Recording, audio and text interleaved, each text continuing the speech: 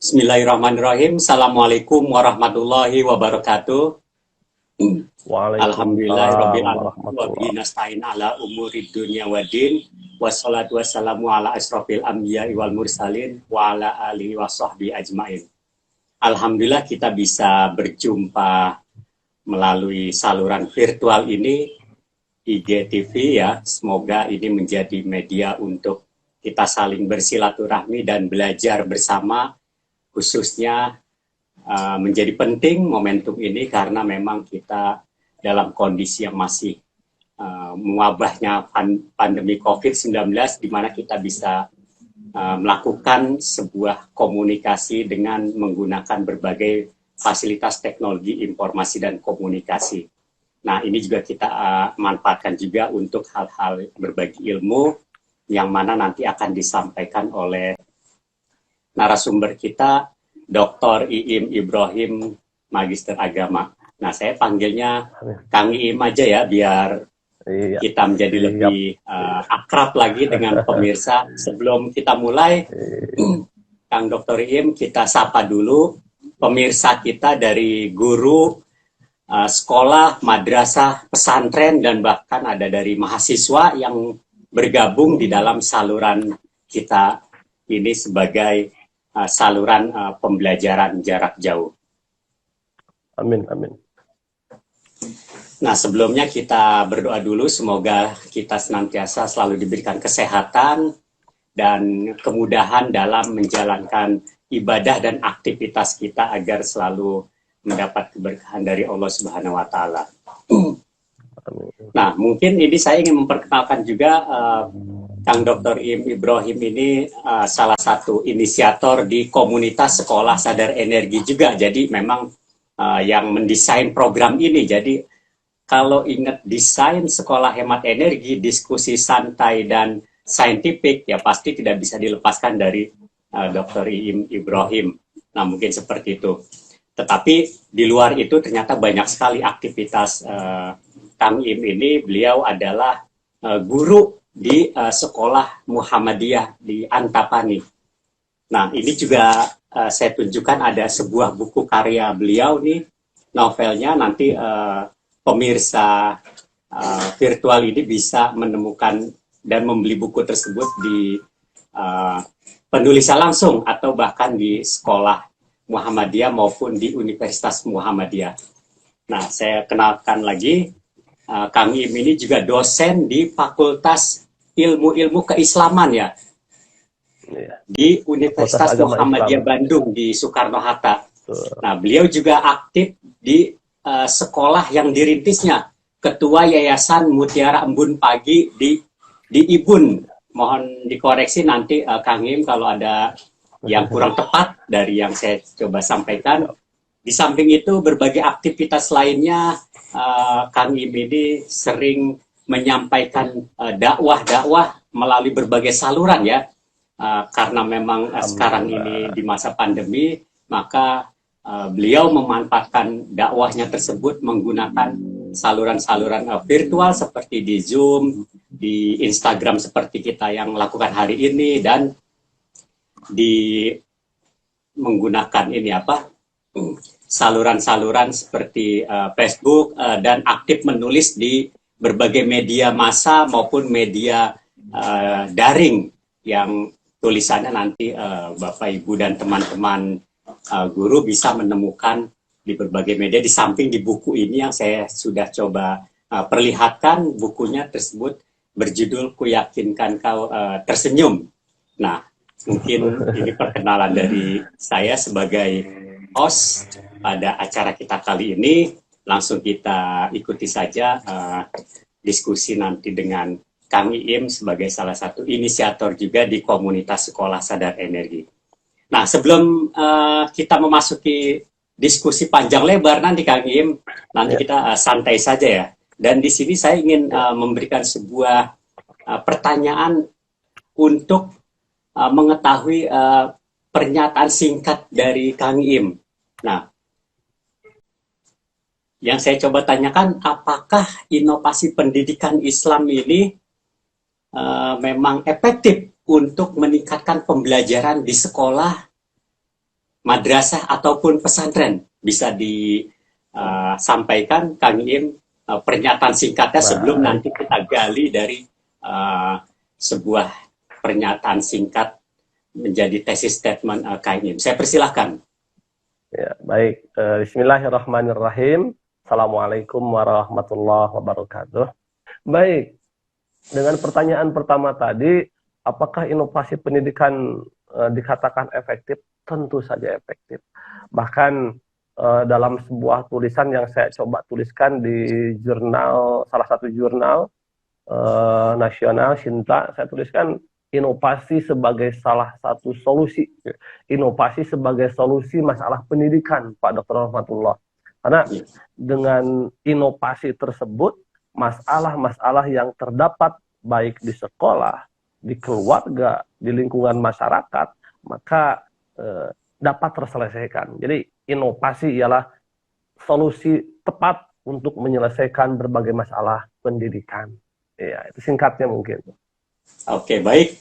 Berarti yang tepat ya untuk menemukan pembelajaran dan pendidikan secara lebih luas. Oke, itu tadi pernyataan singkat sebagai tesis statement, dan saya yakin kalau disampaikan seperti itu pasti sudah punya argumen-argumennya ya. Nah, sekarang kita coba gali ya secara mendalam.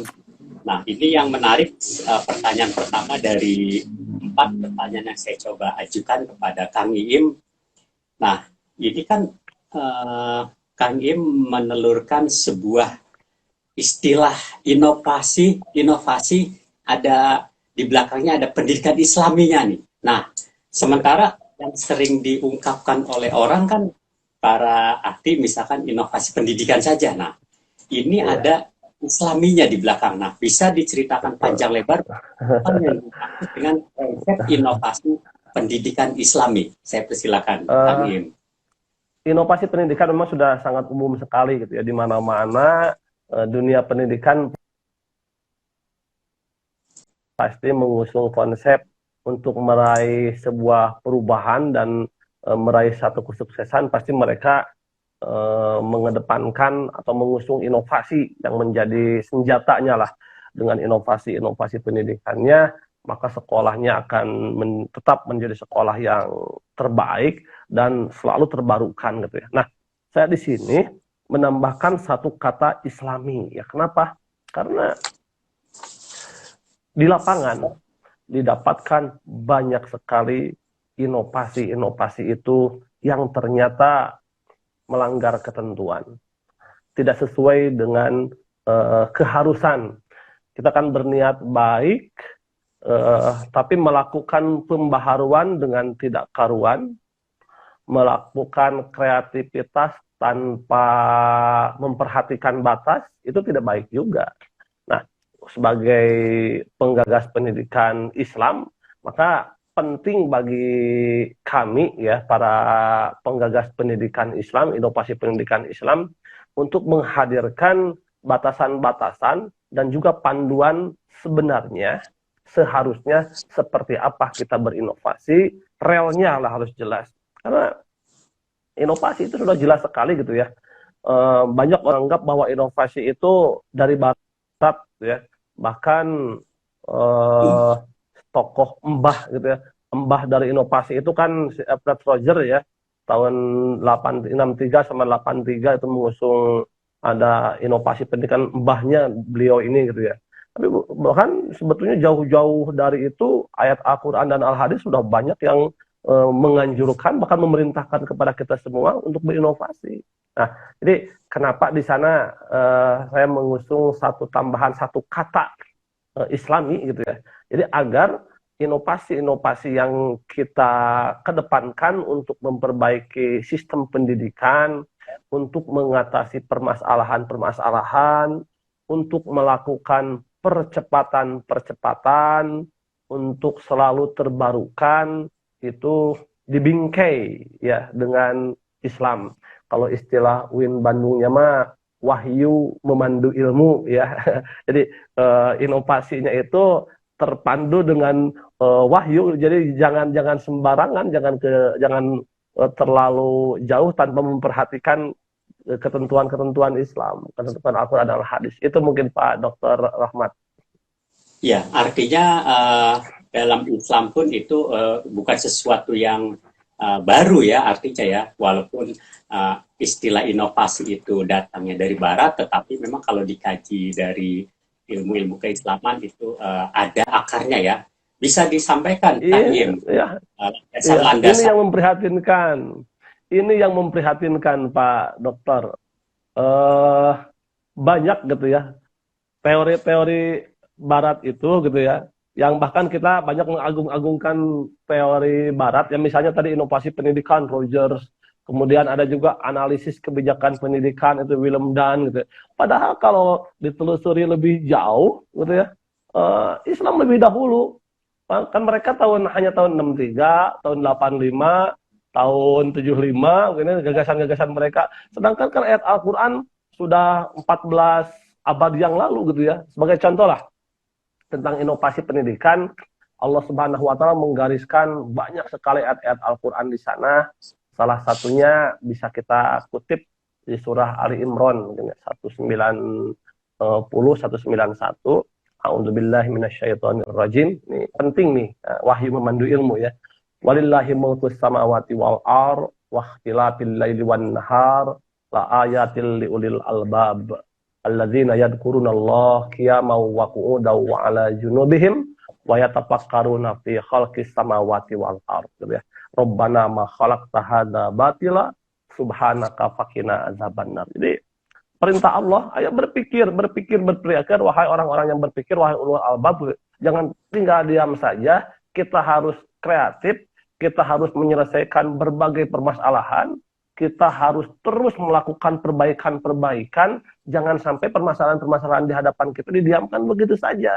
Dan itu diperintahkan kepada kita ulul albab. Apalagi teman-teman nih, para pembicara, para pendengar semua yang sama-sama mengikuti kegiatan ini, kita harus bersyukur oleh Allah Subhanahu wa taala diberikan kelebihan, diberikan ilmu. Tapi tidak sebagai bentuk rasa syukur kita terus berpikir untuk menghadirkan hal-hal baru sehingga dapat memberikan keberkahan atau kebermanfaatan kepada umat manusia ya. Itu mungkin Pak Dokter. Yuk teman-teman semua, mari kita berpikir, mari kita menjadi ulul albab yang terus melakukan kreativitas sehingga menghadirkan sesuatu yang baru dan lebih bermanfaat lagi. Kemudian kalau kita melihat juga beberapa hadis Rasulullah gitu. Ini kan urusan-urusan dunia gitu ya. Kata Rasulullah misal ya, antum a'lamu bi umuri dunyakum gitu. Kalian itu lebih tahu urusan dunia, silahkan. Urusan pendidikan dulu zaman Rasulullah cara belajar begitu, mungkin zaman para sahabat begitu gitu ya. Duduk melingkar, kemudian sorogan, kemudian mendengarkan saja. Dulu seperti itu kan. Sekarang mencari ilmu kan urusan dunia gitu. Cara mendapatkan ilmu itu gitu ya. Kemudian kalau masuk ke Indonesia kan bagaimana Ahmad Dahlan melakukan kreativitas pembaharuan walaupun ditentang oleh jamaahnya, oleh kaum muslimin. Aneh-aneh saja ini belajar, ini kebarat-baratan, ini kafir, ini harus ada meja, harus ada bangku, harus ada pembantu. Tidak perlu seperti itu gitu ya. Tapi yang buktinya gitu ya, bukti dari perjuangan, pengorbanan, pembuktian gitu ya, terasanya kan sekarang gitu. Bagaimana sistem pendidikan semakin baik, dan itu terjadi dilatar belakangi oleh inovasi pendidikan yang Islami, Pak Dr. Rahmatullah. Ini tantangan buat kita nih. Mereka telah melakukan, tinggal yuk kita sama-sama terus melakukan sehingga ya ada setitik atau secercah kebaikan yang kita telurkan buat kemajuan bangsa ini. Ya. Ya, gambarannya jelas sekali kayaknya, landasan ini dari ayat Al-Quran dan hadis sudah disampaikan. Tinggal bagaimana sebetulnya kita sebagai umat untuk melakukan sebuah inovasi ya. Dalam sejarah para guru bangsa sudah mencoba pendidikan yang sampai hari ini masih terus eksis kan, artinya itu kan buah dari inovasi pendidikan Islami ya pada saat itu. Nah, kita tinggal meneruskan. Betul. Oke, pada saat kita ingin meneruskan inovasi-inovasi pendidikan Islam yang saat ini kita sudah tinggal mengikuti saja, tentunya kan kita harus kreatif ya untuk melakukan sebuah perubahan, pemikiran, produk, dan metode-metode pembelajaran lainnya. Nah, bagaimana sekarang kita konkret aja penerapan inovasi pendidikan Islam ini dalam konteks pembelajaran yang lebih luas, Kang Im. Misalkan konteks pembelajaran lingkungan hidup maupun pembelajaran-pembelajaran lainnya yang sifatnya pendidikan agama Islam maupun sains. Saya persilakan Kang Dr. Im. Inovasi itu sendiri kan ada yang inovasi sederhana dan ada inovasi yang lebih besar lagi dari itulah. Jadi kalau yang sederhana, para ilmuwan seperti Triwidodo lah misalnya menyebutkan inovasi itu mudah, sangat mudah sekali. Kata, jangan berpikir kita ada di laboratorium, kemudian harus hadir rumus-rumus, harus meneliti ini, itu. Tidak seperti itu gitu ya. Kita cukup melakukan ATM atau scamper udah selesai katanya tuh ya. ATM itu kan sudah familiar ya. ATM, maka untuk melakukan satu inovasi kita cukup melihat, mengamati ATM, amati, tiru dan modifikasi gitu ya. Jadi ketika ada sesuatu yang baru di orang lain dan kita belum berhasil untuk melakukan perubahan, coba dilihat aja, diamati oleh kita. Oh, mereka misalnya sekarang zaman pandemi ya, pembelajaran jarak jauh kan bingung sekali, orang tua tersiksa, banyak yang tersiksa walaupun tidak semuanya. Kemudian banyak guru yang kerepotan, apalagi kalau gurunya gaptek gitu ya. Muridnya, mending kalau murid yang di kota yang dibekali dengan fasilitas atau keterampilan, tapi kalau murid-muridnya di kampung, jangankan punya handphone, itu kan masalah buat mereka semua. Tapi itu hanya sebagian kelompok saja sih. Selebihnya jika mereka melakukan inovasi, itu tidak jadi masalah gitu ya. Maka untuk merealisasikan inovasi-inovasi itu sendiri, jika hal yang paling mudah itu rumusnya ATM saja lah Bang. Amati, tiru, modifikasi. Oh, begitu ya. Ngajarnya si ibu itu mah membuat video, ngerekam sendiri, lalu di-share. Gitu. Oh, diamati. Oh, lalu ditiru oleh kita melakukan peniruan cara, tapi jangan seperti itu. Kita melakukan modifikasi, apakah kita menambahkan dengan gambar-gambar, dengan kreativitas yang disenangi oleh anak-anak sendiri. Atau juga dengan cara scamper. Scamper itu pertama substitute, atau diganti, pergantian lah, bilang ganti saja.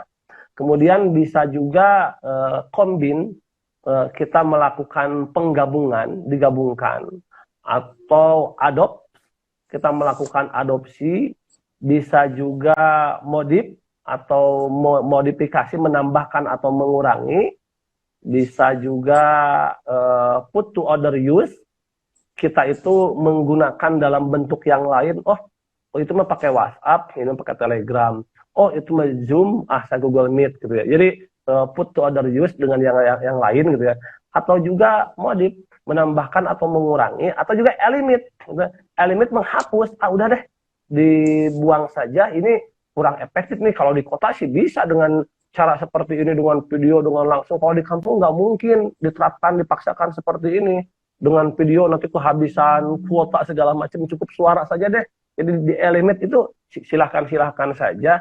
Atau juga ya kalau scamper itu menurut Widodo itu bisa juga repair ya, membalik atau mengatur ulang mana yang masih mungkin dilakukan, mana yang tepat. Jadi inovasi itu sendiri, kreativitas yang diusung oleh kita itu mungkin boleh jadi di satu tempat berlaku Pak ya, tapi di tempat yang lain tidak berlaku. Ya, kita juga harus bijak juga ya, tidak boleh memaksakan satu konsep di mana konsep itu bisa dilakukan di tempat sekolah A, tapi di sekolah yang lain tidak bisa, itu berat juga.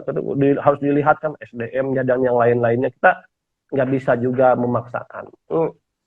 contoh kasus gitu ya, waktu sidang terbuka saya sempat dinasihatin tuh oleh guru besar Prof. Muhyiddin Syah gitu ya. Karena saya mencoba mengusul konsep inovasi pendidikan dengan ideal sekali gitu ya. Bahkan saya mengatakan pertanyaan dosen itu, Promopendus, apakah yakin Anda bahwa disertasi Anda itu dapat digunakan di sekolah lain? Saya yakin gitu. Disertasi saya itu bisa dipakai di berbagai level, TK, SD, SMP, SMA sampai perguruan tinggi, dapat digunakan di berbagai ormas, bisa di sekolah Muhammadiyah, sekolah NU, sekolah Persis, sekolah swasta, sekolah negeri, sekolah apapun juga. Tapi ini produk Anda lebih mengarah ke salur organisasi, karena Anda nggak bisa memaksakan seperti ini. Jadi kadang kita berpikir idealis, oke, di sekolah tempat penelitian Anda itu bisa diterapkan. Karena hal-hal yang mendukung dengan inovasi itu sangat mendukung, tapi di sekolah yang lain belum tentu gitu ya. Nah, jadi di sana ada sebuah simpulan juga bahwa gagasan-gagasan yang kita tawarkan itu belum tentu juga bisa diterapkan di sekolah-sekolah yang lain. Ya makanya nanti saya insya Allah lah bersedia akan terbuka membuka diri jika ada sekolah-sekolah yang akan melakukan kreativitas atau inovasi. Saya insya Allah bersedia untuk mendampingi lah.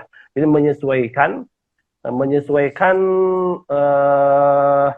apa yang potensi-potensi yang mereka miliki. Jadi tepatnya ini bagaimana, seperti apa langkah-langkahnya, seperti siap mendampingi juga sampai si inovasi itu dapat terrealisasi sesuai dengan harapan gitu ya Pak.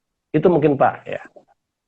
Ya, baik, ini sudah banyak sekali gambaran dari Pak. Ternyata model inovasi itu kelihatannya rumit ya. Ternyata memang tadi kita bisa sederhanakan kita dengan istilah yang paling familiar, ATM ya. Nah mungkin seperti itu, dan ini juga bersedia jika ada guru. Nah kebetulan di sini ada Bapak Ibu guru sebagai pemirsa pembelajaran kita pada kali ini, mungkin ini nanti bisa kita saling berkolaborasi dengan kesediaan Kang Iim untuk berbagi ilmu yang memang ini sudah diteliti oleh yang bersangkutan di sekolah di Muhammadiyah ya, Dr. Iim ya. Nah, di Jawa Barat, betul, Jawa Barat ya. Pak, sebentar Pak, boleh Pak sedikit lagi? Sedikit Pak. Tadi kan saya baru menyampaikan yang inovasi yang cukup sederhana gitu ya, yang paling ringan lah, yang ringan-ringan dapat dilakukan gitu ya. Dan pasti ya, kalau istilah yang suka mancing, kalau umpannya kecil, kalau umpannya teri, jangan berharap dapat hiu gitu ya. Pasti paling dapat kakap gitu ya. Tapi kalau umpannya kakap, mungkin bisa dapat hiu atau ikan yang lebih besarnya lagi gitu ya. Itu juga sama dengan inovasi.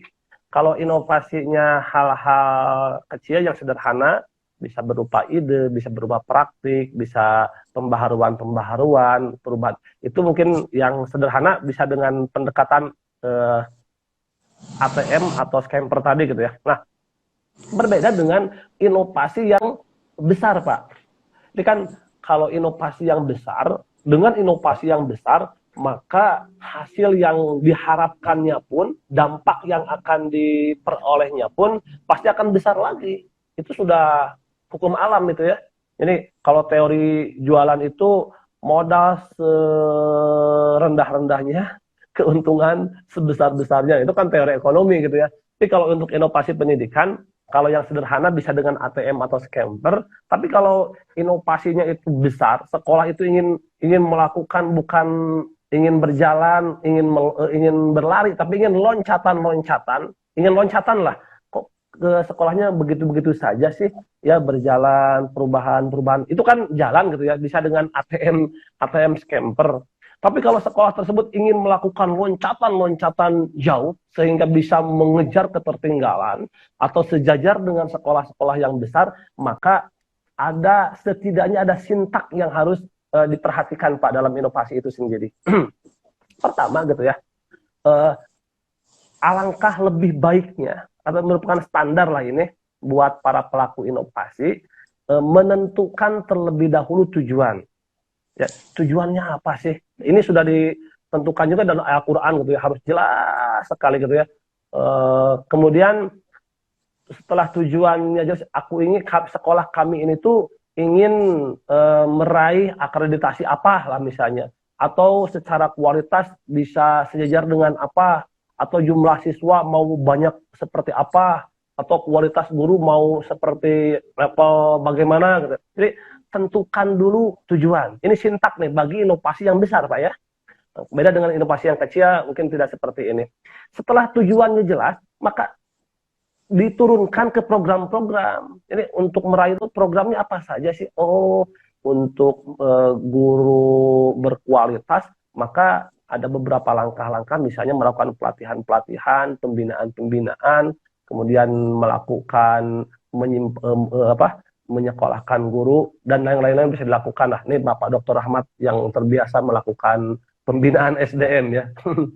Nah, setelah itu eh, harus ditentukan juga SDM-nya, Pak. Jadi untuk inovasi yang besar tidak cukup tujuan, tidak cukup program, maka perhatikan juga SDM, sumber daya manusia yang dimilikinya. Nah, kan kadang kita punya gagasan yang idealis sekali gitu, menyimpan setinggi-tinggi langit, tapi kadang ketika nggak ada orang yang melakukannya malah menyiksa diri gitu ya. Jadi harus tahu diri juga, harus melihat juga, makanya di sana nanti saya bersedia membimbing tuh ketika SDM yang hadir, yang dimiliki, yang siap, yang bermimpi untuk melakukan perubahan-perubahan seperti ini adanya, baiknya seperti apa nih, apa yang harus dilakukan gitu. Jadi perhatikan SDM. Selain SDM, perhatikan juga biaya gitu ya. Jadi inovasi besar pasti membutuhkan biaya yang besar juga dan juga fasilitas. Itu sintak pertama ya.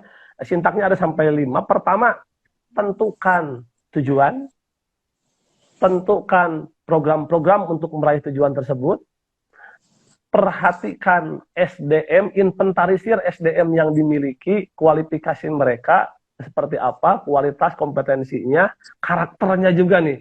Karena karakter itu dampaknya sangat besar sekali, Pak. Karakter guru itu, kalau kemampuan sih sebetulnya bisa diasah gitu ya. Tapi karakter agak berat gitu ya. Guru yang nggak bisa tapi kreatif untuk belajar bisa akhirnya pada jadi bisa. Tapi guru yang bisa tapi males gitu, males itu susah dirubahnya. Nah, itu sintak pertama. Yang kedua, setelah menentukan tujuan program SDM, biaya dan fasilitas, analisis faktor pendukung dan penghambat yang mungkin muncul, Pak. Ya, kenapa? Nanti akan dilanjutkan dengan apa saja sih faktor pendukung dan penghambatnya. Kenapa harus dianalisis juga agar efektif?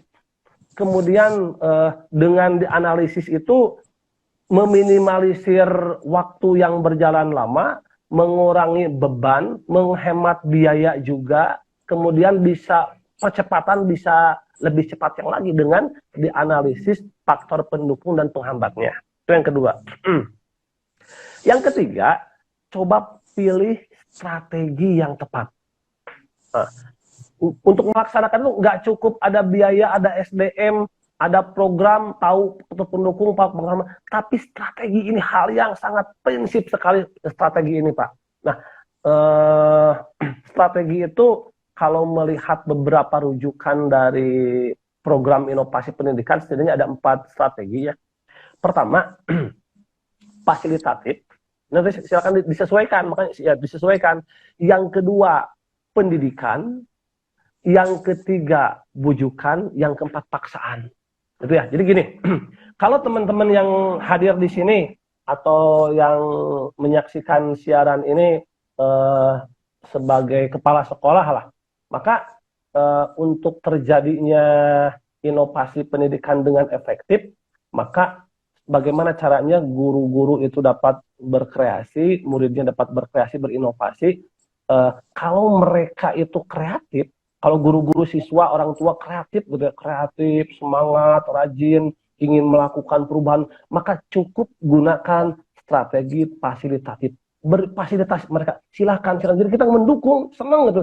Jadi jangan sampai pemimpin tidak senang dengan kreativitas bawahan-bawahannya. Apakah ada yang tidak mendukung? Banyak. banyak ya kepala sekolah atau ketua yayasan atau atasan-atasan yang dia kalau gagasannya dari dia, ya, kalau gagasannya dari dia ingin sekali bawahan-bawahan melakukannya. Tapi kalau gagasannya dari bawahannya, dari guru, dari murid, seolah-olah keberatan gitu, khawatir, ketakutan gitu. Jadi merasa gengsi, merasa malu, itu sifat negatif yang harus dibuang gitu. Jadi seharusnya pemimpin ketika menemukan bawahannya luar biasa kreatifnya, maka ia cukup gunakan fasilitasi mereka. Nah, yang kedua, level kedua, strategi pendidikan. Nah, sekarang guru-gurunya, muridnya, orang tua siswanya, mereka ingin melakukan perubahan-perubahan, tetapi tidak hadir atau tidak terdapat pada mereka keilmuan-keilmuan yang harus dilakukannya, atau harus bagaimana sih berinovasi itu, apa yang harus diinovasi itu, seperti apa, kapan, bagaimana, mengapa. Nah, maka kepala sekolah atau pimpinan terapkan strategi yang kedua, edukatif. Edukasi, berikan pendidikan, pelatihan. Wah, udah gitu enak banget tuh. Ya udah diberikan, didorong, diberikan pelatihan dengan sendirinya mereka melakukan. Nah, yang ketiga nih, maaf dua lagi, masih cukup waktunya.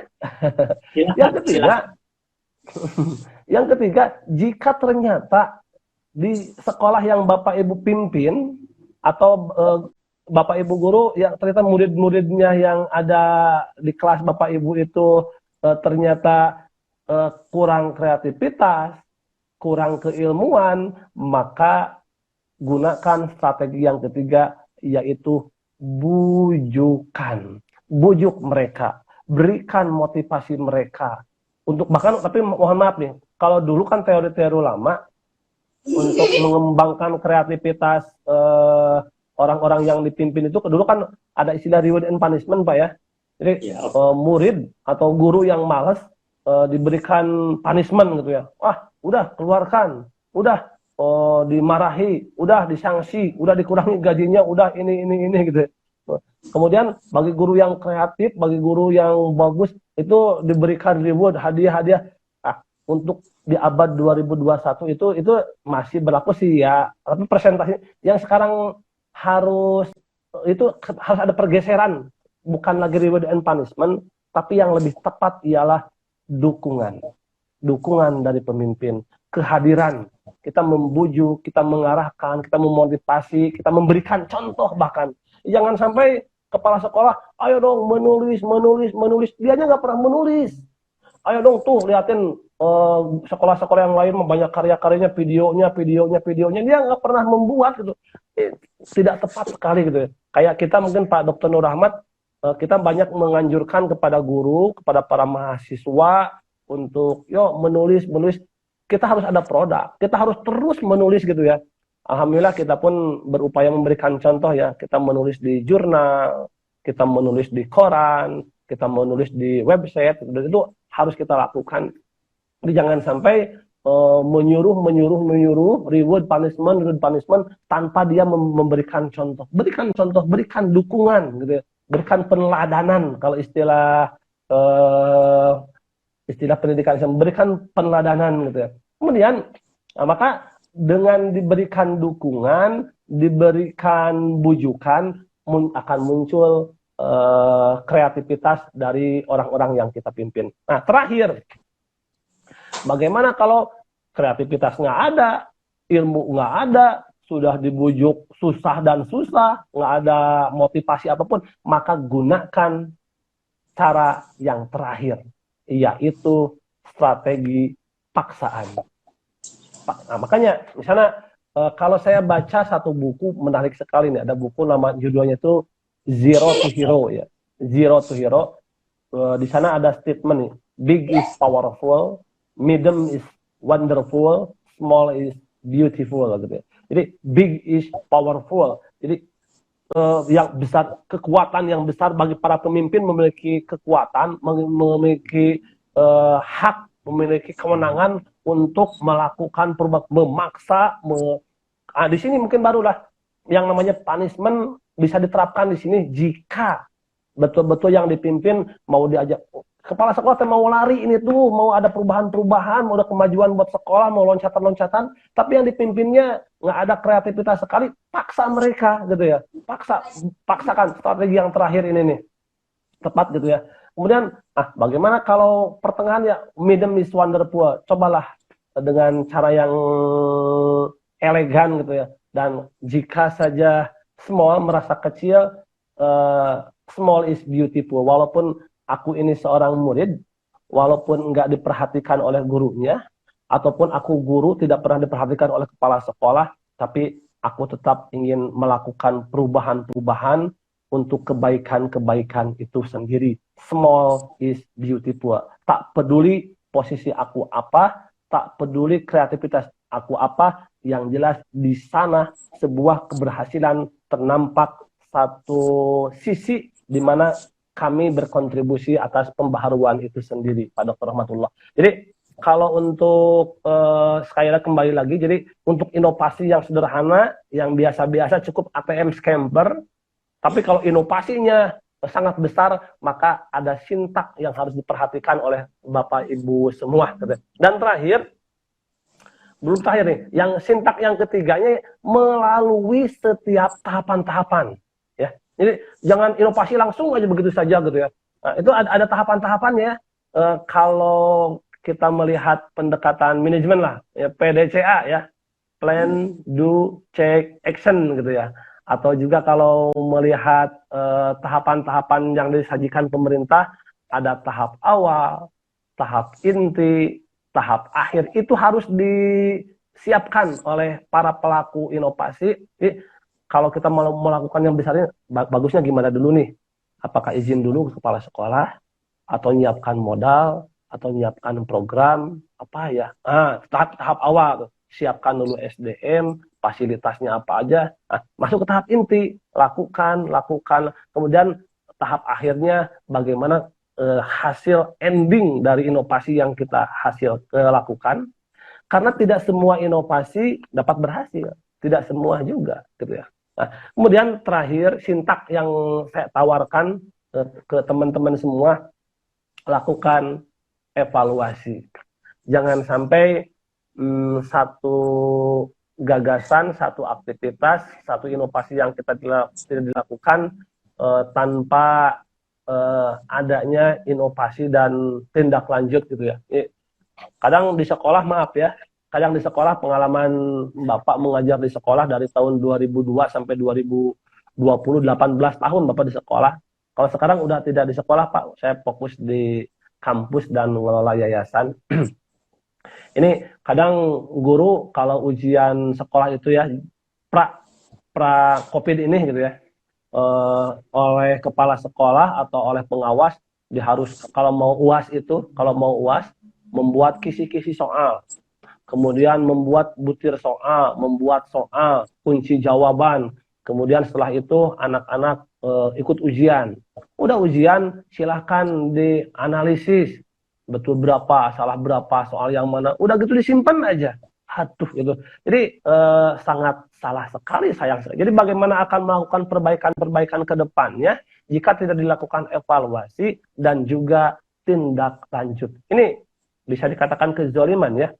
Anak-anak yang hasilnya bagus, udahlah, nggak usah dievaluasi, harusnya ada tindak lanjut bagi mereka.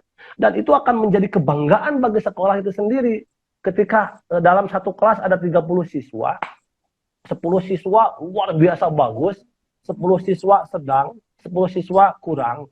Yang 10 siswa yang luar biasa bagus, karena udah hasilnya bagus, nilai UAS-nya bagus, udah dibiarkan aja oleh gurunya. Udah bagus ini malah udah memenuhi KKM, biarkan aja.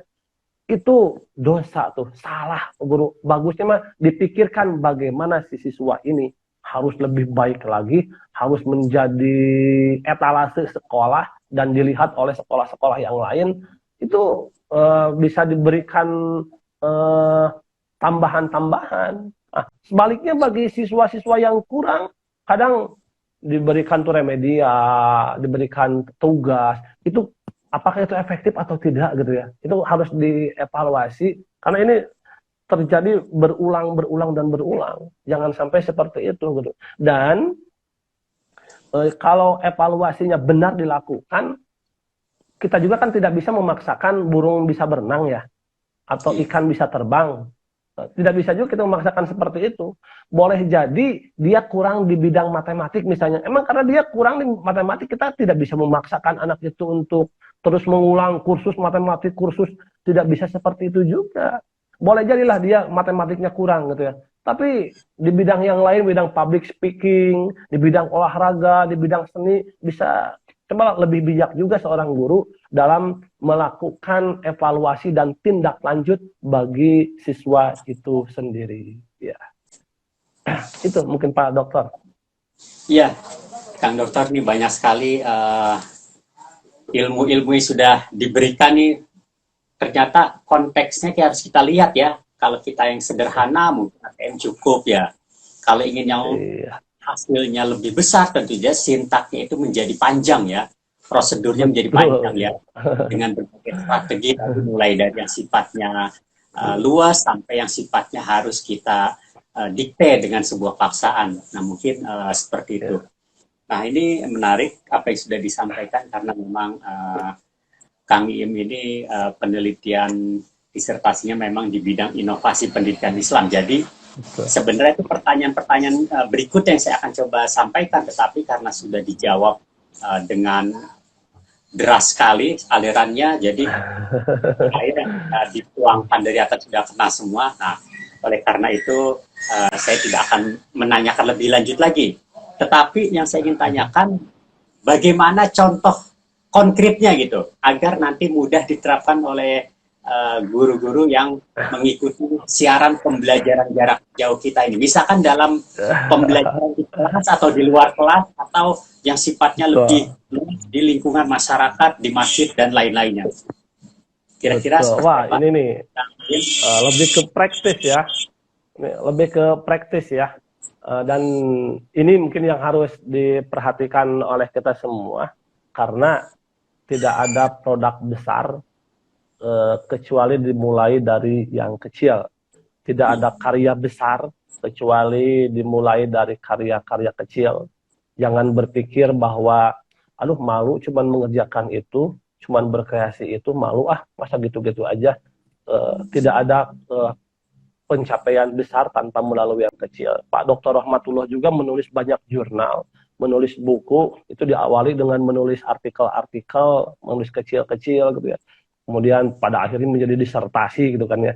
Nah, demikian juga dengan kita teman-teman sekalian, Bapak Ibu guru, kepala sekolah, pemirsa, orang tua, anak-anakku sekalian, siswa-siswi, para mahasiswa, para mahasiswi, untuk praktisnya nih, agar kita tidak dikategorikan orang-orang yang tidak punya misi perubahan.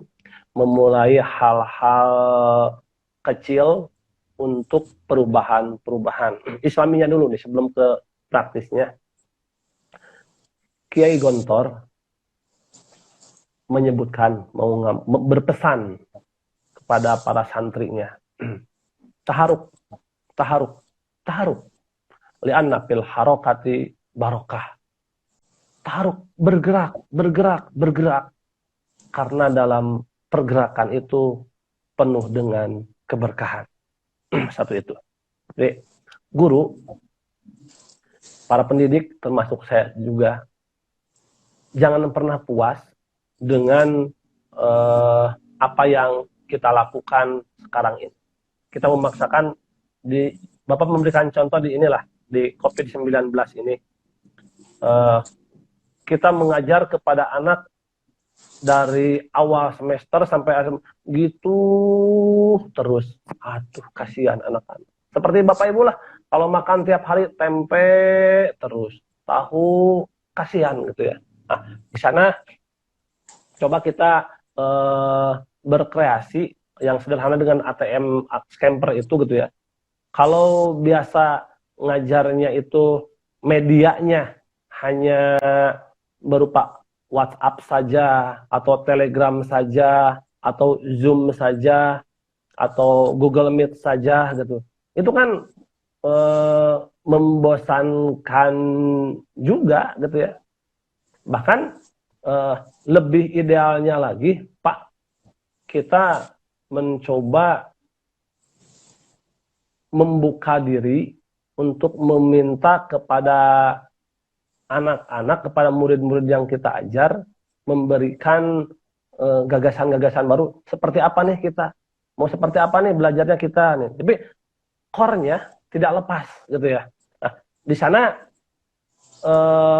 anak kayak gini, muter sedikit nih biar inovasi itu ada yang bentuknya top down model, ada juga yang button up model. Ya. Top down model itu yang gagasannya berasal dari atas, sedangkan bottom up model dari bawah gitu. Jadi kalau teman-teman sekalian para guru, kalau Bapak Ibu terus yang memberikan ide-ide kreativitas itu namanya top down model, itu salah tidak salah, memang harus kreatif pun. Tapi jangan kita terkunci diri untuk menutup kreativitas. Itu yang lebih ideal itu manakala inovasi itu ialah bottom up model dari bawah. Anak, Pak, jangan gitu aja dong ngajarnya. Bu, kok gitu aja sih Bu contohnya? Bu, atuh Bu. Nah, gitu kan. Jadi dimulai dari statement para siswa, murid-murid menyampaikan apa? Di sana kita segera melakukan reaksi gitu ya. Kita segera melakukan reaksi, tahap apa, bagian apa yang harus kita lakukan gitu ya. Karena misal gini, Pak ngajarnya kok gini-gini aja. Tapi kadang, mohon maaf juga nih, kadang ini tergantung pola yang dibangun oleh guru itu sendiri. Ada guru itu kan yang mengekang, yang takut, membuat takut murid-muridnya menyampaikan aspirasi gitu ya. Tapi ada juga guru yang demokrasi sekali, bukan seneng ketika ada murid-muridnya menyampaikan gagasan. Dan inovasi itu sendiri kan kalau tinjauan historis itu adanya harapan, tantangan, adanya masalah, adanya kebutuhan, adanya perubahan, pengetahuan dan kreativitas gitu kan. Nah, dengan muncul itu, gitu ya, dengan muncul itu keinginan dorongan-dorongan tersebut, maka kita harus langsung menangkap dan langsung melakukan perubahan mendasar dari kebiasaan-kebiasaan yang kita lakukan itu sendiri, Pak. Contoh yang paling dekat lah, karena kan yang memprihatinkan gitu ya, kalau teman-teman mungkin berada di perkotaan tidak terlalu menganggap sebuah problem, tapi bagi saudara-saudara kita yang berada di perkampungan, di daerah terpelosok, ya Allah, kasihan sekali mereka. Tak nampak anak saya misalnya sekolah di satu kampung kemarin, ya Allah, itu gurunya tuh cukup nge-WA saja ke istri saya, nge-WA, silahkan Lulu tulis buku halaman 13 sampai halaman 31. Jadi tulis aja buku itu. Jadi anak tuh menulis, cukup di WA saja menulis. Aduh, sampai anak sampai pegel. Itu udah dikumpulkan, nggak tahu dibaca, nggak tahu enggak gitu. Ya Allah gitu. Nah, di sini dengan kondisi sekarang ini, teman-teman sekalian, yang pesan terakhir dari inovasi itu sendiri ialah yang mendasar dari inovasi ialah ihsan sebetulnya, Pak Rahmat, Pak Dr. Rahmat, ihsan gitu ya. Ihsan pada guru, ihsan pada siswa, ihsan pada orang tua, ihsan pada diri kepala sekolah, ihsan pada pemerintah gitu ya. Manakala sudah step pertamanya itu hadirkan sikap ihsan. Jadi kalau sudah ihsan ada pada diri seseorang, maka tidak ada akan yang muncul akan kreativitas, tanggung jawab, dan semua berada pada memerankan tugasnya masing-masing. Itu pasti. Orang tua manakala kondisi belajar anak-anak di rumah ini kan orang tua nggak pernah mengajar anak-anaknya ya. Biasanya pembiasaan sholat duha di sekolah, sekarang di rumah, orang tua kesempatan untuk membimbing anak-anaknya sholat duha. Biasanya baca Quran itu di sekolah oleh gurunya, sekarang kesempatan orang tua, karena ihsan sudah, biasanya anak-anak pun dibimbing, dipaksa oleh guru baca Quran, sekarang saat di rumah, karena udah nampak ihsan di jiwa anak-anak, maka ia akan melakukan dengan sendirinya. Guru juga sama, kalau saja sudah ada hal mendasar berupa ihsan bagi gurunya itu sendiri,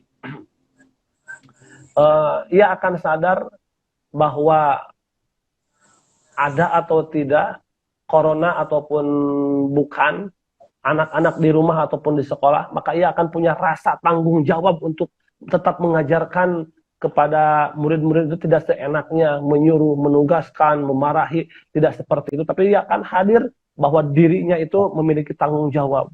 Orang tua, kepala sekolah juga sama gitu. Kepala sekolah bukan terus-teruskan memberikan contoh teladan. Jadi hadirkan ihsan.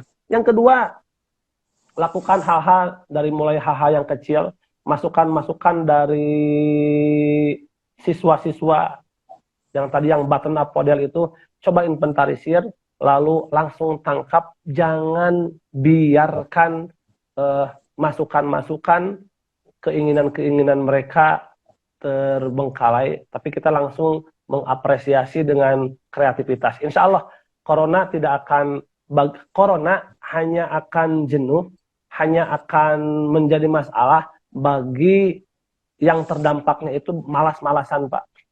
Tapi bagi orang-orang yang kreatif, justru si corona ini bisa menjadi satu keberkahan. Pak Dr. Rahmatullah dengan saya kan merasakan juga gitu ya.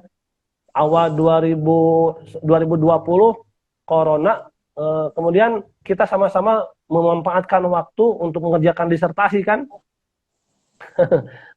Biasanya harus ke kantor.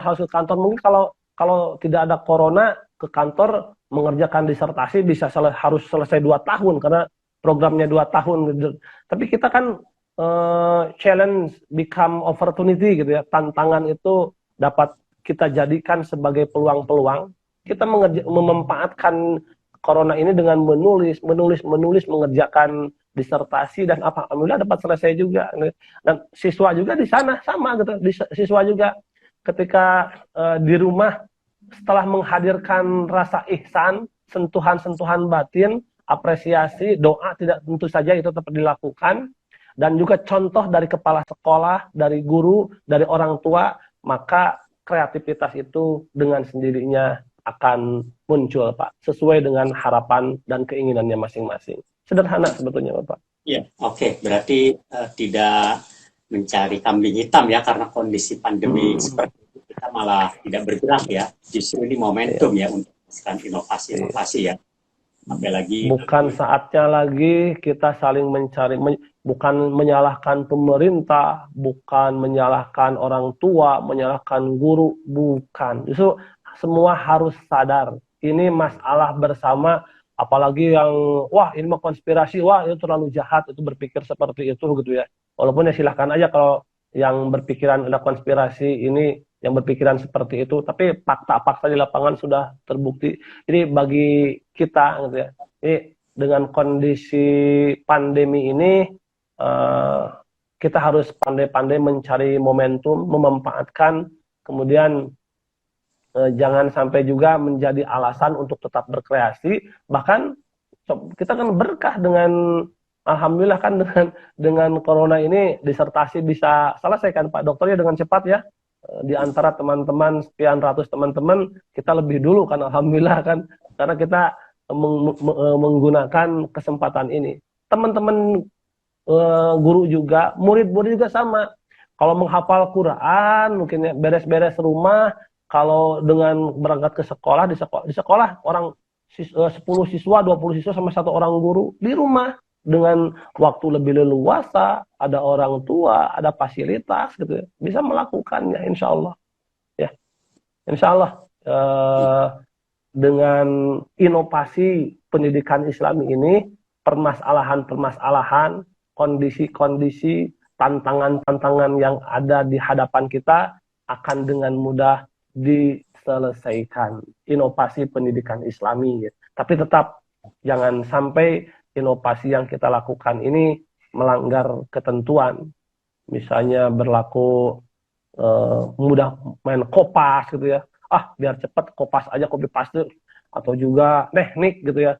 Yang karya punya orang lain kita ikut-ikutan, ah teknik saja deh biar mudah. Itu kan tidak islami seperti itu gitu ya. Insya Allah kita Ya, dari kita diberikan contoh.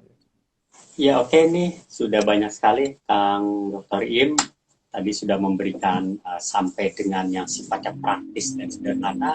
Apalagi nanti kalau kita sudah melewati masa pandemi ini ya, kita berharap semua ini Amin. segera berakhir.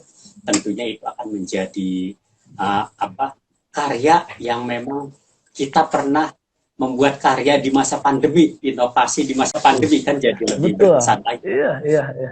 Seperti itu. Ya Subhanallah. oke nih sudah banyak yang disampaikan, kita sudah dapatkan dari ahli maupun praktisi.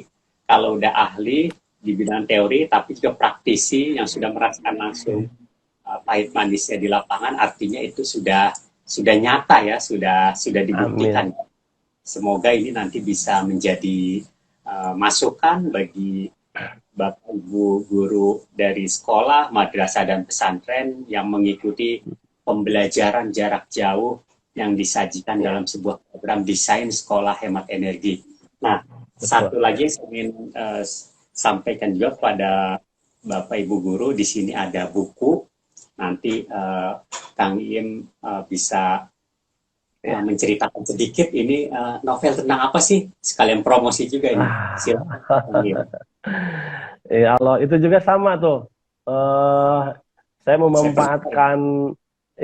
memanfaatkan satu waktu ketika orang lain tidur, orang lain sibuk, orang lain wah kemana, maka saya memanfaatkan waktu itu untuk menulis buku itu.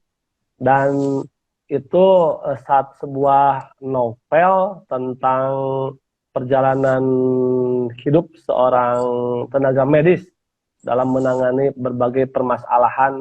Nah, itu cocok dibaca oleh kaum ibu ya, dari mulai remaja, terutama ibu-ibu nih yang akan dan telah menikah. Bapak-bapak juga harusnya membaca nih biar tahu bagaimana sebenarnya peran seorang istri, seorang ibu eh, seharusnya seperti apa ya. Harusnya terutama bagi kaum hawa nih harus membaca itu sebetulnya. Itu penting sekali untuk dibaca. Pak Dokter, lupa sekali lagi nih, maaf sekali lagi, bagi lembaga lembaga pendidikan, baik lembaga ataupun perorangan yang ingin berinovasi, baik inovasinya tingkat rendah, sedang atau tinggi, insya Allah saya siap mendampingi dan mengarahkannya supaya betul-betul targetannya, keinginannya dapat tercapai. Saya insya Allah terbuka untuk mendampinginya insya Allah. Ya, oke. Pesan ini penting karena memang ini sangat bermanfaat sekali bagi Ya, Bapak Ibu guru yang memang memerlukan pendampingan, karena biar bagaimanapun kalau betul. ada pendampingan dari yang sudah menerapkan dan ahlinya, insya Allah akan berjalan sesuai dengan trennya, mencapai tujuan yang kita harapkan bersama.